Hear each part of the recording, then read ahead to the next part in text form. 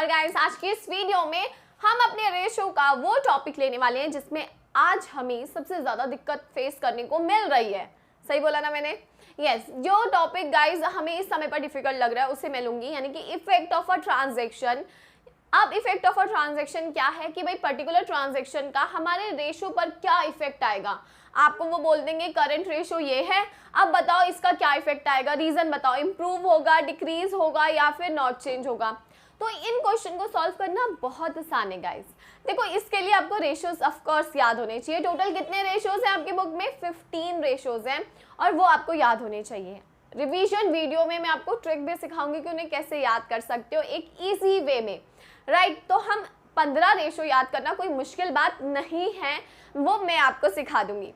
अब यहाँ पर हम ये सीखेंगे गाइस कि इन ट्रांजैक्शन को सॉल्व करना कितना आसान है, हम क्यों इन्हें मुश्किल मानते हैं। मुश्किल बिल्कुल नहीं मानना। सबसे पहले क्या करना होता है, देखो आपको वो कुछ इस तरीके से देते हैं कि भाई करंट रेशो इज 2:1 या करंट रेशो इज 1:1, 0.8:1, 1.7, कुछ भी आ सकता है क्वेश्चन में। यानी कि इनमें से कोई भी एक चीज़ गिवन होती है, सारी नहीं गिवन होती। मैं आपको बता रही हूँ कि उसको कन्वर्ट कैसे करना है आपको और उस क्वेश्चन को सॉल्व कैसे करना है, राइट। अगर जैसे आपको गिवन है 2:1, तो 2:1 का मतलब होता है 2/1। अब आपको यहाँ पर 4 0 लगा देनी है। 4 0 क्यों ली है, 3 0 क्यों नहीं ली, 2 0 क्यों नहीं ली मैंने? क्योंकि वो एक छोटा अमाउंट हो जाता है तो उसमें प्लस और माइनस करना थोड़ा डिफिकल्ट होता है सॉल्व करना, इसलिए हम 4 0, 5 0 ले सकते हो, 5 0 बड़ा हो जाता है तो हम 4 0 ही लेते हैं। अब अगर आप इसे सॉल्व करोगे तो भी आंसर क्या आएगा? 2:1। 1:1 को कैसे लिखते हैं? 1/1।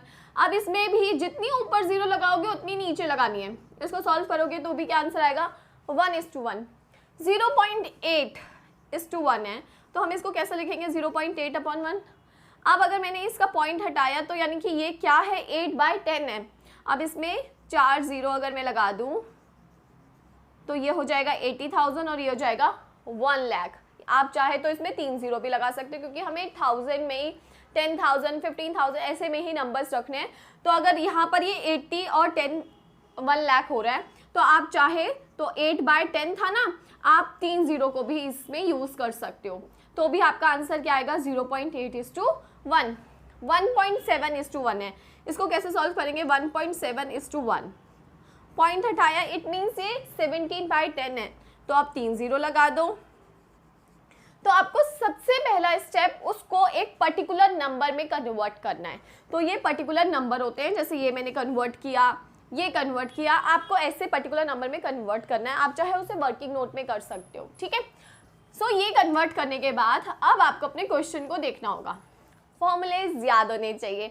अभी जैसे क्विक रेशो हमें मैंने क्वेश्चन के थ्रू समझाना है गाइस। देखो क्विक रेशो है 1.7:1, यानी कि यही वाला है। सो 1.7:1 है। अगर मैं इसे सॉल्व करूँ तो ये 17/10 है। मैंने क्या किया? 3 0 लगा दी, ऊपर भी नीचे भी। तो क्विक रेशो क्या है? 17,000/10,000। और क्विक रेशो का फॉर्मूला क्या होता है? That is the quick assets. Quick assets सबको पता है इस समय पर, अपॉन में करंट लायबिलिटी। क्विक एसेट्स क्या होते हैं गाइस? करंट एसेट्स में से माइनस करते हैं हम क्या? इन्वेंट्री, यानी कि अपना stock, plus minus prepaid expense, यानी कि दो चीज़ें माइनस हो जाती हैं तो हमारा क्विक एसेट आ जाता है, ठीक है। अब इसमें इफेक्ट ऑफ अ ट्रांजैक्शन दिखाने बहुत इजी है। फर्स्ट क्या है? Purchase of inventory for cash. आपने इन्वेंट्री खरीदी है गाइस कैश में, आपका रेशो था 17,000 अपॉन में 10,000। अब आप यहाँ पे कोई भी एक नंबर मान लो, like 1000, 2000, 3000, 5000, it's up to you, लेकिन वो नंबर इनके अंदर होना चाहिए तभी तो आप माइनस कर सकते हो। अभी हम यहाँ क्या मान के चल रहे हैं कि हमारे क्विक एसेट 17,000 के और करंट लायबिलिटी 10,000 की है। अब हमने purchase of inventory for cash, अगर आपने कोई भी इन्वेंट्री कैश में खरीदी है तो इट मीन्स आपका कैश क्या होगा? माइनस हो जाएगा। बट इन्वेंट्री पर कोई भी फर्क नहीं पड़ेगा क्योंकि ऑलरेडी हमारे क्विक एसेट में इन्वेंट्री तो होती ही नहीं है। तो यानी कि इन्वेंट्री जो हमने खरीदी है वो आई हमारे पास, लेकिन उसका इफेक्ट क्विक एसेट में नहीं आया है, लेकिन कैश के जाने का आ गया। तो मैंने माना 2,000 रुपये की इन्वेंट्री खरीदी। सो 17 - 2 कितना हो जाएगा? 15,000 अपॉन में करंट लायबिलिटी पर इन्वेंट्री खरीदने का कोई इफेक्ट नहीं आएगा। करंट लायबिलिटी क्या होती है? वही सारी हमारी liability, creditor, bills payable, outstanding expense, तो उन पर कोई इफेक्ट नहीं आया। हमारा रेशो क्या हो गया? 1.5:1। तो इम्प्रूव हुआ, डिक्रीज हुआ, क्या हुआ गाइस, डिक्लाइन हो गया। क्या इफेक्ट, आप क्या रीजन दोगे इसमें कि भाई उसका कोई भी इफेक्ट नहीं आया हमारी लाइबिलिटी पर, but only effect on the quick asset पर इफेक्ट आया, कैश डिक्रीज हुआ है। ठीक है, रीजन दे दिया, आंसर निकाल दिया, सही है, राइट। अब सेकंड सॉल्व करते गाइस। देखो बहुत इजी है। कैश कलेक्टेड फ्रॉम डेटर, आपने डेटर से कैश कलेक्ट किया है। अब आपका था 17,000 अपॉन में 10,000, कैश कलेक्ट मान लो 2,000 रुपये आपने कलेक्ट किया। किस पर इफेक्ट आएगा, आपके कोई एसेट में से आपका कैश प्लस हो जाएगा और आपके डेटर माइनस हो जाएंगे, लेकिन आपकी करंट लायबिलिटी पे कोई इफेक्ट नहीं आएगा। ठीक है, सो यानी कि ये 17/10 ही रहा, 17,000 अपॉन 10,000, तो 1.7:1 ही रहेगा। तो यानी कि हमारे कोई भी कुछ भी चेंज नहीं आएगा, सिंपल भाषा में कोई चेंज नहीं आएगा, क्योंकि इसका इफेक्ट क्या होगा, निल हो जाएगा हमारा। Third case, sale of a goods costing ₹10,000 for ₹60,000। आपने 10,000 रुपये की चीज़ भाई 60,000 में बेच दी, बड़ा पैसा कमा लिया।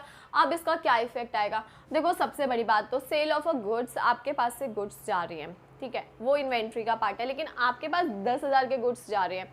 ऑलरेडी इन्वेंट्री हमारी क्विक एसेट्स में नहीं होती है, लेकिन हमारे पास कितने पैसे आ रहे हैं, 60,000 रुपये आ रहे हैं। तो देखो अगर हमारा रेशो ये था और इसमें 60,000 रुपये प्लस हो जाए, बट हमारी करंट लायबिलिटी में कोई चेंज नहीं आए, तो ये होगा 77,000 डिवाइडेड बाय 10।